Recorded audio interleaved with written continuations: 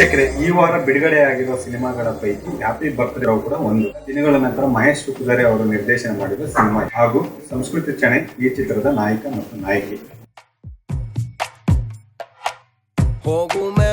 ಈ ಚಿತ್ರದಲ್ಲಿ ಅಚ್ಯುತ್ ಕುಮಾರ್, ರವಿ ಕಾಳೆ, ದತ್ತಣ್ಣ, ಅಂಬರೀಶ್, ರಾಜೇಶ್ ನಟರಂಗ್, ಚಿಕ್ಕಣ್ಣ, ಸಾಧುಕೋಟ್ಲ, ಬುಲೆಟ್ ಪ್ರಕಾಶ್ ಮುಂತಾದವರು ಪ್ರಮುಖ ಪಾತ್ರಗಳಲ್ಲಿ ಕಾಣಿಸಿಕೊಂಡಿದ್ದಾರೆ. ವಿಶೇಷ ಅಂದ್ರೆ ಬಹಳ ವರ್ಷಗಳ ನಂತರ ಕನ್ನಡ ಚಿತ್ರರಂಗದಲ್ಲಿ ಒಂದು ಹಳ್ಳಿ ಸೊಗಡಿನ ಕಥೆಯೊಂದು ಸಿನಿಮಾ ರೂಪದಲ್ಲಿ ಪ್ರೇಕ್ಷಕರ ಮುಂದೆ ಬಂದಿದೆ. ನಾಗಮಂಗಲ ಮತ್ತು ಮಂಡ್ಯ ಪರಿಸರದ ಹಿನ್ನೆಲೆಯಲ್ಲಿ ಸಾಗುವ ಈ ಶುದ್ಧವಾದ ಪ್ರೇಮ ಕಥೆಯ ಜೋಡಿ ಸಚಿನ್ ಮತ್ತು ಸಂಸ್ಕೃತಿ ಚಣೆ.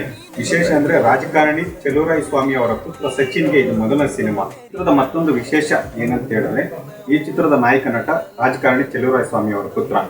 ಮೊದಲ ಚಿತ್ರದ ಮೂಲಕ ಹೀರೋ ಆಗಿ ಈ ಕನ್ನಡ ಚಿತ್ರರಂಗಕ್ಕೆ ಪರಿಚಯ ಆಗುತ್ತಿದ್ದಾರೆ. ಕಥೆ ವಿಚಾರಕ್ಕೆ ಬರುವುದಾದರೆ, ನಿರ್ದೇಶಕ ಮಹೇಶ್ ಬಾಬು ಅವರು ಪ್ರೇಕ್ಷಕರ ಮೆಚ್ಚುಗೆಗೆ ಕಾರಣವಾಗುತ್ತಾರೆ.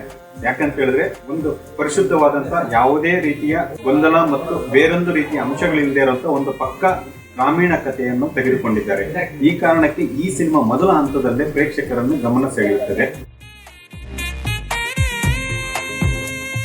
ನಾಗಮಂಗಲ, ಮೈಸೂರು ಮತ್ತು ಮೈಸೂರಿನಲ್ಲಿ ನಡೆಯುವ ದಸರಾದ ಹಿನ್ನೆಲೆಯಲ್ಲಿ ನಡೆಯುವ ಈ ಚಿತ್ರ ಪಕ್ಕ ದೇಸಿ ಸಿನಿಮಾ ಎನ್ನುವುದರಲ್ಲಿ ಎರಡು ಮಾತಿಲ್ಲ. ಈ ಚಿತ್ರಕ್ಕೆ ಒಂದು ಕೇಳುವಂತ ಹಾಡುಗಳನ್ನು ಕೊಟ್ಟಿದ್ದಾರೆ. ವಿ ನಾಗೇಂದ್ರ ಪ್ರಸಾದ್ ಅವರು ಬರೆದಿರುವ ಹೋಗುಮೆ ಹೋಗುಮೆ ಹಾಡು ಮತ್ತೆ ಮತ್ತೆ ಕೇಳುವಂತಿದೆ ಮತ್ತು ನೋಡುವಂತಿದೆ. ಹೀಗಾಗಿ ಮೊದಲ ಬಾರಿಗೆ ಬಹಳ ದಿನಗಳ ನಂತರ ವಿ ಹರಕೃಷ್ಣ ತಮ್ಮ ಸಂಗೀತದಲ್ಲಿ ಹೊಸ ರೀತಿಯ ಹಾಡುಗಳನ್ನು ಕೊಟ್ಟಿದ್ದಾರೆ ಎಂಬ ಮೆಚ್ಚುಗೆಗೆ ಕಾರಣವಾಗುತ್ತಾರೆ. ಚೆಲುವರಾಯ ಸ್ವಾಮಿ ಅವರು ತಮ್ಮ ಪುತ್ರನ ಮೊದಲ ಚಿತ್ರವನ್ನು ಎಷ್ಟು ಅದ್ದೂರಿಯಾಗಿ ಮಾಡುವುದಕ್ಕೆ ಸಾಧ್ಯವೋ ಅಷ್ಟು ಅದ್ದೂರಿಯಾಗಿ ಮಾಡಿದ್ದಾರೆ. ಹಾಡು ಮತ್ತು ಸಾಹಸ ದೃಶ್ಯಗಳಿಗೆ ಗಮನ ಕೊಟ್ಟಂತೆ ನಿರೂಪಣೆಯ ವಿಚಾರಕ್ಕೂ ಗಮನ ಕೊಟ್ಟಿದ್ದರೆ ಸಿನಿಮಾ ಮತ್ತಷ್ಟು ಚೆನ್ನಾಗಿ ಬರುವುದಕ್ಕೆ ಸಾಧ್ಯವಾಗುತ್ತಿತ್ತು. ಇನ್ನು ಸಚಿನ್ ಕೂಡ ಮೊದಲ ಪ್ರಯತ್ನ ಎನ್ನುವ ಕಾರಣಕ್ಕೆ ಒಪ್ಪಿಕೊಂಡರೂ ಕೂಡ ಅವರು ಸಂಭಾಷಣೆ ಹೇಳುವುದು ಮತ್ತು ಎಕ್ಸ್ಪ್ರೆಷನ್ ಮಾಡುವ ರೀತಿಯಲ್ಲಿ ಮತ್ತಷ್ಟು ಪಳಗಬೇಕಾಗಿದೆ. ಒಟ್ಟಾರೆ ಈ ಚಿತ್ರದ ಬಗ್ಗೆ ಹೇಳುವುದಾದರೆ, ಹ್ಯಾಪಿ ಬರ್ತ್ಡೇ ಸಿನಿಮಾ ಮಹೇಶ್ ಸುಕುದರೆ ಅವರ ಸಂಭ್ರಮ ಮತ್ತು ಸೈನಿಕ ಚಿತ್ರಗಳನ್ನು ನೆನಪಿಸುತ್ತದೆ. ಅಂದರೆ ಒಂದು ಅಪ್ಪಟವಾದಂತಹ ಗ್ರಾಮೀಣತೆಯೊಂದನ್ನು ಈ ಕಾಲದಕ್ಕೆ ತಕ್ಕಂತೆ ಎಲ್ಲ ವರ್ಗದ ಪ್ರೇಕ್ಷಕರಿಗೆ ನೋಡುವಂತೆ ಕೊಟ್ಟಿದ್ದಾರೆ.